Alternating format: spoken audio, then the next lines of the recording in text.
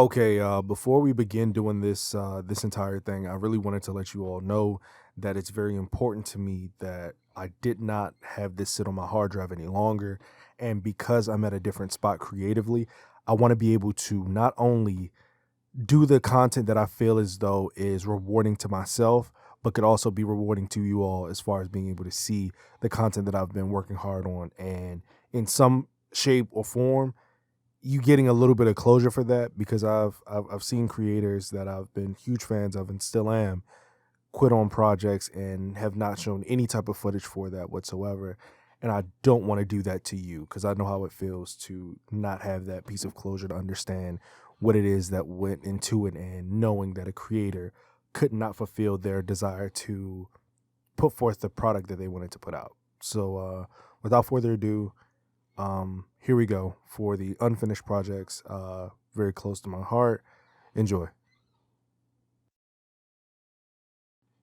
And another thing, sorry about that. This was originally just going to be a clip show of little commentary notes, and that's about it. But looking at the full video right now, it doesn't seem like that's going to be too rewarding for you all. So I'm going to be doing an active commentary over top of the video that I'm looking at now. So pretty much doing voiceover for the stuff that you're seeing for more context in besides those one sentence notes that you see on screen. If it gets too bad to where you hear me talk and you're trying to read, mute me if you need to. It's okay. I won't feel any way about it. But yeah, so you can see what I'm talking about throughout the video. And yeah, let's get this started.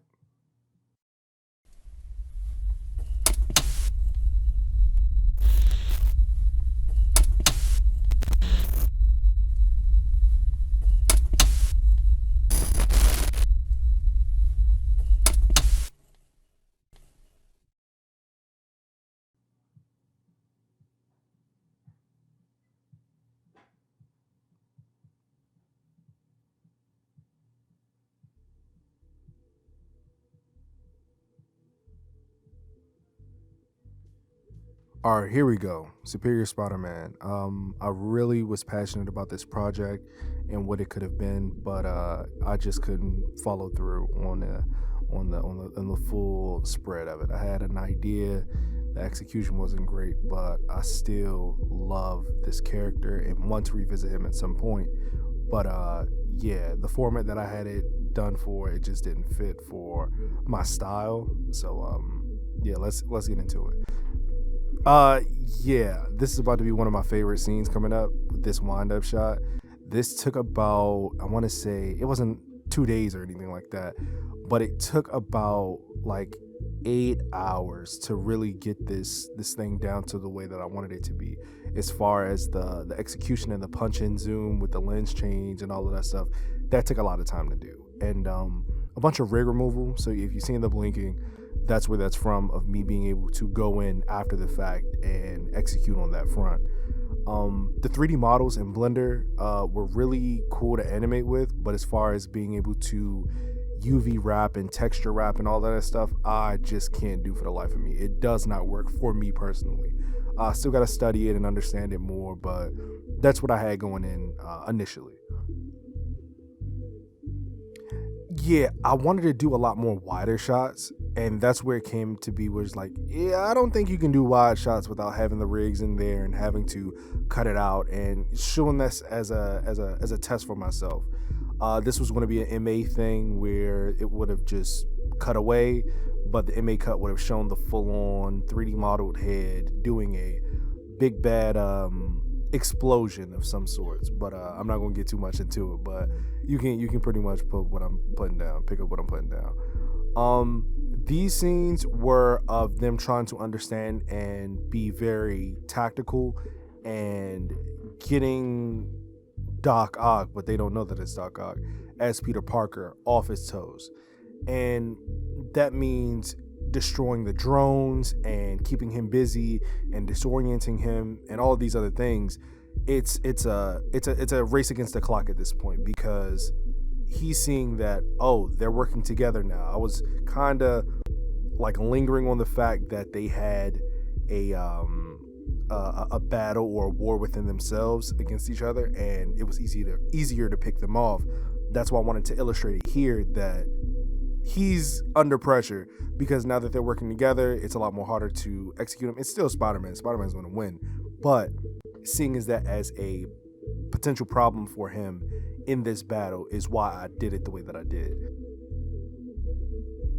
So as far as the the wall of fire, I initially thought I was just going to be able to go to production crate. I was going to go to production crate, get some wallfire assets, but for what I needed it for, I would have had to go into Blender and make a fire simulation, and that would have taken forever to even render at all, let alone masking and everything else that goes into it. But that's neither here nor there. I loved the accent of lighting and moving light to emulate fire on the characters themselves versus just saying, hey, orange light, and that's it. I use it for some of the shots because I could not nail down I could not nail down the nuances within the animation. So I was like, for this one, this can go here. But just for those really like powerful moments like this, he was just like, oh, we're not supposed to kill Spider-Man and all this stuff. But he's like, no, I want to be the one that kills Spider-Man. I want my name in the streets to be known as the man who killed Spider-Man. And yeah, he started going crazy. He took off his helmet. He just started going against the rules, and it was just a whole thing as far as like who these characters were in the initial like meet the crew video. This would have been one of them. So seeing that play out in this sense would have been good. This was going to be a Web of Destiny thing, like a backdoor, like, hey, this thing came out to be, it's actually here. Web of Destiny is still happening. By the way, Web of Destiny is still happening. I'm doing a lot more Spider-Man stuff now because I want to get better with web swing. I want to do No Way Home, all these other things that I really want to do. But you got to practice with Spider-Man to do Spider-Man videos. So that's my method of thinking. This was supposed to be like, where is Peter this entire time, and understanding where he was. In the next part, instead of Doc Ock killing, he would have been getting little nudges in the way of like, hey, you can't kill, you can't do too much. But at the end of the miniseries, it would have been revealed that Peter is trying to take control over his body bag, and that would have led to Doc Ock and Peter getting stuck and sent to Marvel Wars' world for his crossover. So seeing that play out, that was a whole great thing of seeing how it all connected. But yeah, I'm going to revisit not Web of Destiny, that too, but at some point the character of Superior sooner than you might think. So keep an eye out. But yeah. I really like his character and what he represents as far as... I'm not going to get into it. But yeah, I really like this character and what I was doing with the video. I just really wanted it to be something bigger than what it was. And it was just too much for me to be able to keep it locked in and on code. Because I kept adding stuff. I just kept adding stuff to the point where it's just like... I think this is getting too much. Like, I think it's getting too big for you to handle, and that's where that came to be. But that was Superior Spider-Man. Yeah. The SMQ series, I'm getting like flashbacks, and I don't like it. I like what I was going for as far as ideas, but as far as execution, I felt as though it could have been done a lot better.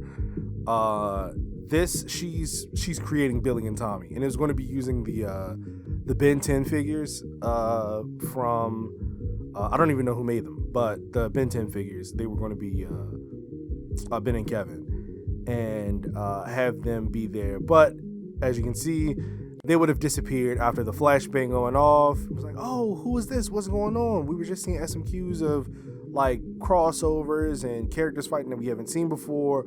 What's going on? All of this is supposed to come out the times that the movie/TV shows were coming out. So we still don't know who this character is. That's the whole thing with SMQs 3, 4, and up. So you didn't know who it was. So Fantastic Four, that's the only reason why I did it, and I bought the figures and never animated with them this was really fun to animate with, as far as having these characters, Marvel's first family, having that whole thing, and they're trying to run tests to see like, hey, who are you?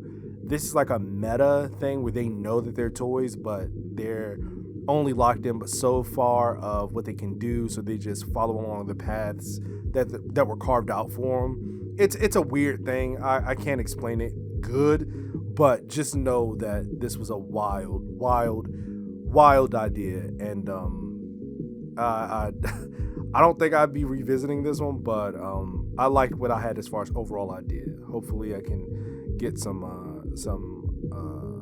time ahead of me so I can come and revisit something closer to what I wanted versus how it was executed. But yeah, we were seeing like, oh, sets and props. I used DS's, Nintendo DS, 3DS, DSi, all that stuff.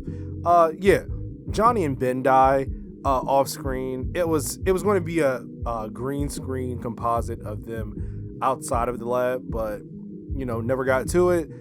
The stretching powers, I still didn't know what to do for that. It was like a puppet tool, but the puppet tool is just too much to work with in hit film. So it was just like a lot of stuff working against me to be able to pretty much make it what I wanted it to be. But as far as how it's shot and everything like that, I still really like how it's shot. This was supposed to be the reveal, like, oh, who is this guy that's been screaming in the backgrounds of the videos? Oh, it's been War TV 14 this entire time. And the person that he's fighting is, oh, this is supposed to be War TV MA versus War TV 14. The blue and red, that's what that was supposed to be, as far as like a callback to them warring. This was supposed to be a dragon thing. I didn't know what it was. But yeah, pops up a shield, destroys it. And then the actual War TV MA mercenaries drop down. They come in, they're trying to chase after War TV 14 and just be a full-on like toy battle. That's what the thing was going to be. It was going to be a full-on like toy battle story situation. This was really hard to animate. You can see my fingerprint on the figure, but I loved it. But yeah, as far as how all this turned out, I would love to revisit it in some shape or fashion, as far as characters or animations of these characters in the future. Maybe not to the extent of what I planned it to be, but definitely something in the future that I want to do.